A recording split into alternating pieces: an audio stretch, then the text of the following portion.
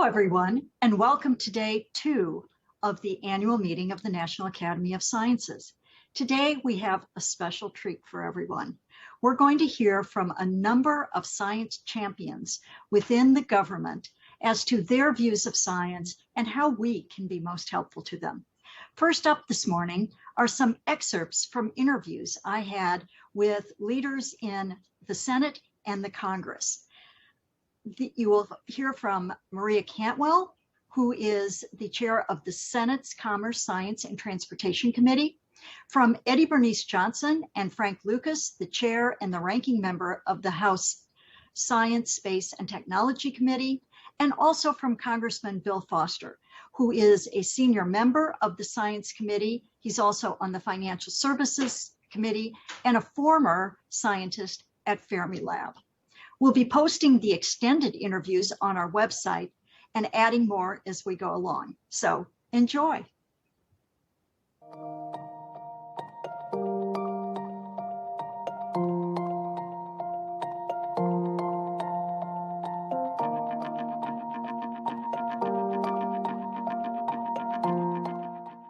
Well, this is going to be such a special thrill for our members and for all of the representatives from the academic community nationwide and even globally who we expect to be tuning in to this session. I mean, you are, of course, their hero. You are holding all of the important conversations on climate change, sexual harassment, STEM education, how to improve the situation at EPA, NASA's space missions. I mean, all the things that we really care about, you have been championing, and especially right now, all of our concerns about diversity. So I just want to give my personal thanks to you for everything you're doing and how your priorities are just so spot on. So thank you. Well, thank you very much. I certainly appreciate that. And it really helps to hear that from people that know what's going on across the nation and all of our current issues and what we should be focused on. And so I depend a great deal on getting that input. My first question for you is that, as you know, the whole issue of the demographics of the scientific community are of great concern to us. And I wondered what your ideas are, given the changing demographics in the US, of what this means for the science and technology talent pipeline and what we can do to improve the prospects for our workforce. Well, thank you. That's a very, very good question for me, because it's very clear that we do have deficits in those areas where it really is important. And it's not just a matter of making it look diverse. It's really a matter of using the available people that we can help to get in the pipeline in the right directions. And that's a challenge. And especially having to deal with the virus right now. We see our students getting behind for the lack of broadband or whatever, but we've got to meet that challenge because our population is growing to be more diverse, and minority populations are growing, and yet I know from being a minority that the ability to use a great deal of imagination has always been a part of that lifestyle. And we just need to harness that talent and get it focused in the right direction. It's a challenge, but I feel that we must meet it because we have had such an access to talent coming from other countries. Now we're talking about what we do about immigration and what have you. Well, we've got to focus on what we have, and we really need to focus on a good immigration policy because we've gained so much from having an international attitude toward research, whereas we can't do anything without research. So we've got to make sure that we harness and support and put all of the infrastructure behind those that we know are available, that probably don't know how much needed their talent needs to be focused and how much we need that talent. That's so true. You know, we have embraced the importance of international diversity in terms of making our scientific enterprise the best it can be. But as you so rightly point out, we have not embraced the full diversity here in our own nation. So my next question for you is, if you had one or two things that you wish the research and the academic community understood about Washington, getting things done, politics, your job, what would those one or two things be? I think one of the things is to say that we're not nearly as cantankerous as we look, especially in this committee and in areas that require a great deal of like homework or concentration. We need the input of people. And what we try very much to do on this committee is get some of the most skilled and learned and experienced witnesses coming before us. That makes a great deal of difference. It makes a great deal of difference in trying to honestly educate. I was just thinking as you were talking that you and I both enjoy the power of being able to convene the brightest minds we can think of and learn from them. Yes. And isn't it wonderful to have a job in which you can just sit back and absorb all this knowledge and understanding and wisdom that's coming your way that then helps you to do your job? I think that's a great position to be in. It's so stimulating. So let me ask a final question. What do you think, Chairwoman Johnson, in terms of what more can the Academy be doing to actually serve you and serve Congress, serve the government in better ways through our volunteers and our members? Because we honestly are at your service, and we would love to hear from you about what more we could be doing.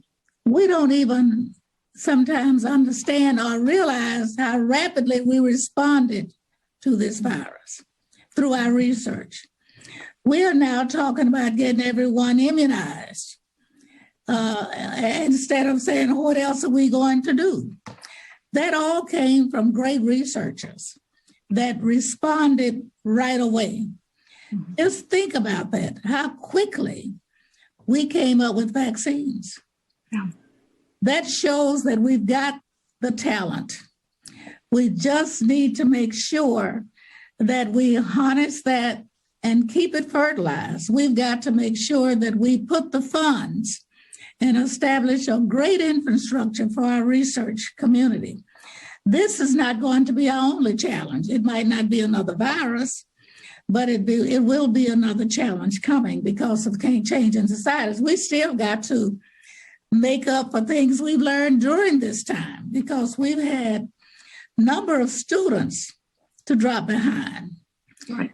And so we've got to use techniques to make sure that we fill in those gaps, and we cannot allow our education to drop behind. And we can focus and track very quickly about the early education, but we also need to understand that we've got to brace up our infrastructure for research.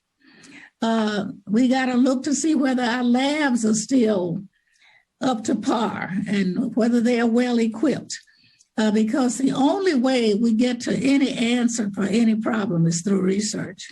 Thank you so much, Chairwoman Johnson. You have been very generous with your time as always, and I just know how much this is appreciated. I know the members and the members of the scientific community will really appreciate your words today. Well, thank you very much.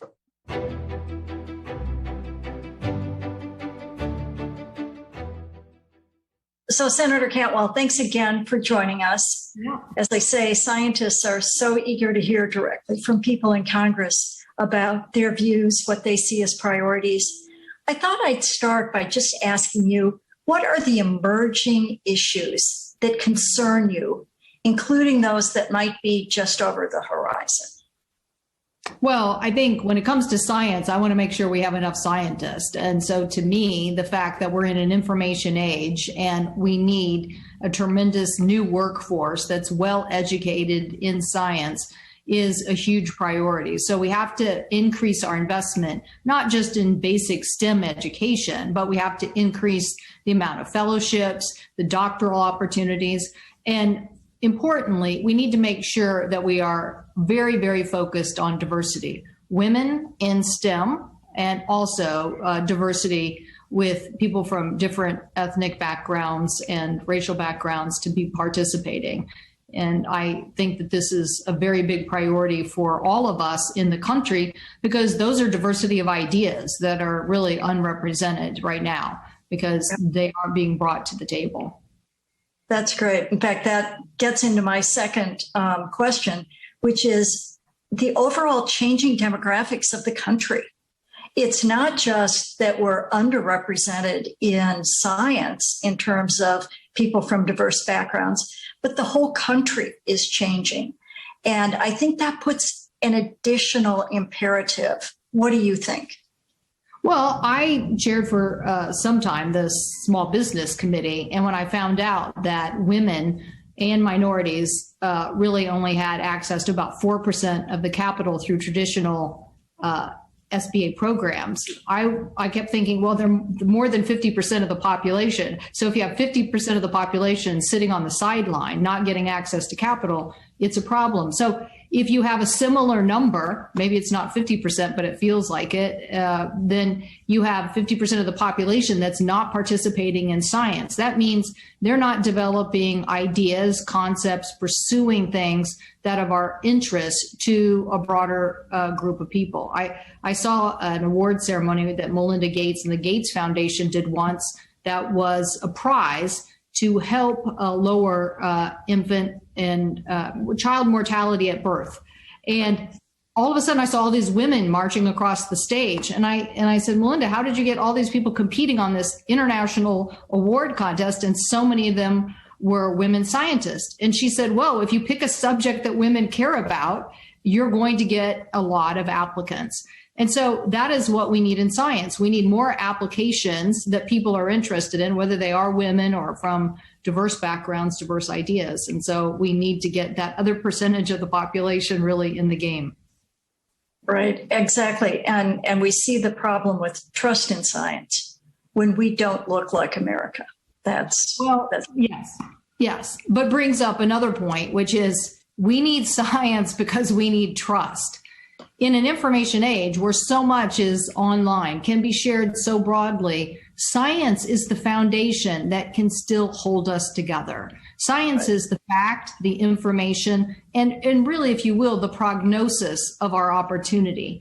And so, yes, we have to have a diverse set of people doing science, and we also have to have science be, if you will, the information that we can sit around the table and agree on. So before I let you go, I would just love to hear if there's anything else that you would like the scientific community to know about your committee, which has jurisdiction over science, and anything that's on your agenda that we should be aware of, cheering you on, whatever we can do. Well, we're definitely going to continue to invest in basic research. We definitely are going to look at research and development, just like every sector of the economy being transformed by the information age, and say, what is it we can do to improve upon research and development and to do more, if you will, tech transfer, translational science. But while we're doing that, we're also going to build the workforce for tomorrow. And it's going to look more like the United States population as a whole. And so those are the things we hope to accomplish in the very near future. We hope that people see it as a strength of our investment in a very changing global economy. But we're not going to change course on the research and development directive of the United States. We are going to maintain our what we think is a competitive advantage. But we are going to think, how can we make it more effective? How can we make it more efficient? That's great. Well, Senator, perhaps you'll be happy to hear that our attitude at the National Academy is that if we want the makeup of the workforce to change, we have to set the highest standards at the Academy so that young people entering science can look at Academy members and say, I could see myself there. And so we are about to elect this week, well, actually next week, I guess is when it happens, the largest number of women we have ever admitted to the Academy, and more minority scientists than we've elected probably in the last 5 years put together. That's awesome. That's awesome. Yeah. This is so important. I can't emphasize how important it is. Again, you can't have 50% of the population underrepresented. And we just have to do better. We know there are tremendous opportunities there, and we know that diversity will bring us better solutions. So thank you for getting that done at NAS. Well, I couldn't agree more. And thank you so much for your time. This has been a real pleasure. And thank you for your leadership too in the Senate, carrying the torch for science and making us all so proud to have you there. So thank you. Thank you.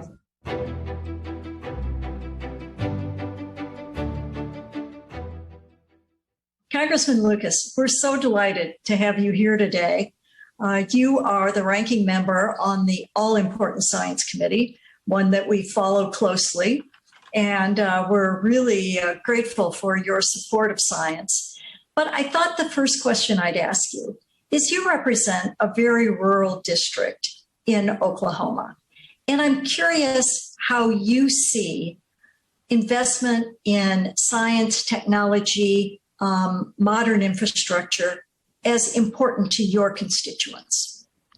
Well, first off, it's a great privilege and honor to work with Chairwoman Johnson on this committee. The Science Committee is one of those places where, unlike other committees, we don't just fight and scream at each other.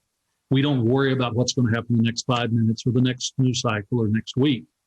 We're the committee charged with things that matter 5 years, 10 years, 50 years. As I tell my colleagues, some things like fusion energy development, that might be 150 or 250 years out. But we are the committee responsible for doing the things that will make a difference in this century and the next century and the next century. I'm proud to be a product of a land-grant university, Oklahoma State. And land-grant universities, and I would have to note for just a moment that President Lincoln signed the law that created those institutions the year before the National Academies. So we all go back to the 1860s, a long legacy of service. But research, education, and extension, the very principles of the land-grant university. So being a product of that, my constituents utilize all those resources.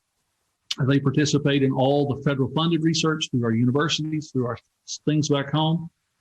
In my own state of Oklahoma, the National Science Foundation has invested $25 million a year basically in STEM research and STEM education, all of those things. Bottom line is this. I'm a product of the first opportunity in the history of the world in the 1860s for someone without money but enough talent to have a chance at a college education. Now, it was agriculture and mechanics was the focus of 1862. But we sometimes forget how far we've come in the last century and a half plus. So it's important what we do on the Science Committee. And those people in rural America, they represent our future too, along with everyone else in this great nation. My piece of legislation, the Rural STEM Education Act, tries to focus resources on teachers to provide those training opportunities, hands-on education, increased access to broadband so that all schools, all education institutions across the country can have the same opportunities. What are the top issues in your mind of maybe emerging kind of over the horizon type issues that you want the research community to be aware of and on top of, because, you know, we're in this global competition and there are times when we need to cooperate, but also times when we need to be out in front? There are two circumstances that I refer to as generational challenges. Mm-hmm. Our competition with the Chinese government and the investments they're making, and climate change. First, on the international competitiveness. Our competitors around the world have figured out that the reason we've prospered so well is the investments we've made since the 1860s, and in particular in research in a broad category, basic research, since the 1930s. And the race is on to increase the quality of their laboratories, to dramatically expand the funding on STEM development, to attract researchers from around the world to China. I understand that. That's why I've introduced what I refer to as SALSTA, a bill to double the spending on basic research over the next 10 years. We've had enough hearings in the Science Committee that I've come to realize that if we double the spending over the next 10 years and ramp it up in a way that the scientific community can absorb it. You know, there's some who talk about massive one-shot amounts of money, but you've got to have an orderly structural way to make this happen for the research to develop out of itself. Then I think we'll be able to address that. And oh yes, never ever forget the importance of that STEM pipeline, the ability to make sure that we have the young scientists and the young engineers and the young technologists to lead the way. The other part of the equation is climate change. I'm a farmer. That's what I do in the real world in the 3rd District of Oklahoma, wheat and cattle. I see the weather patterns changing. I acknowledge that global industrial activity, and you got to look at the whole planet, global industrial activity is changing the weather patterns. It's becoming more difficult to engage in my real job. By the way, being a member of Congress is a day job. My real job back home, being a farmer. So we've got to work to innovate in order to address what's going on and what will continue to go on. Whether it's things like advanced energy technology, think about smaller, more efficient nuclear plants, battery storage, carbon sequestration, all of those kind of things. And by the way, I like to remind my friends, whether it's 5 years or 105 or 205 years from now, making the investments in fusion energy will be the real answer.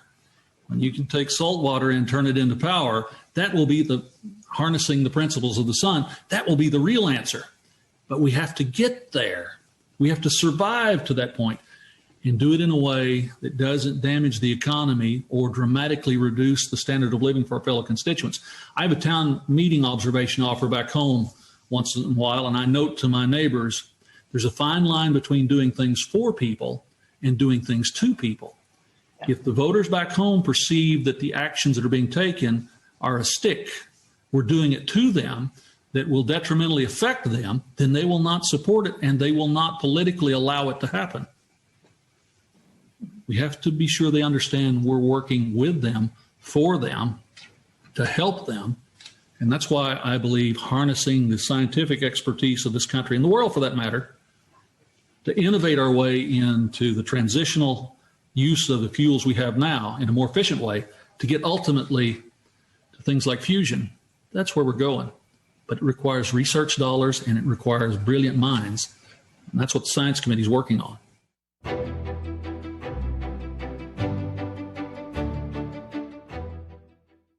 I grew up in the era of big science, in big international programs like the deep sea drilling program, big national programs in seismology and other fields.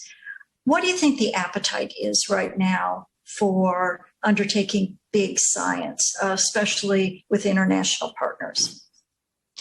Well, I've always been skeptical of using national pride as the sole basis for,